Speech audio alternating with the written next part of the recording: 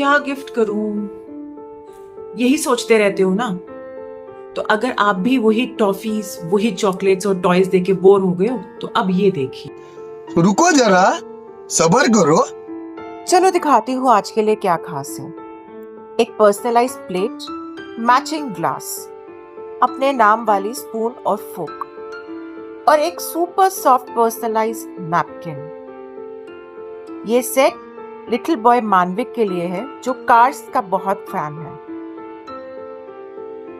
ये दोनों princess set हैं दो लिटिल गर्ल्स के लिए जो प्रिंसेस वर्ल्ड को एब्सोल्युटली लव करती हैं। 3 different kids, 3 different personalities, but एक ही चीज कॉमन है, हर सेट उनके लिए स्पेशली बनाया गया है।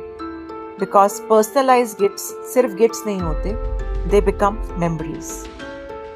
अब मुझे बताओ, आपके चाइल्ड को कार्स पसंद है या प्रिंसेस थीम पसंद है?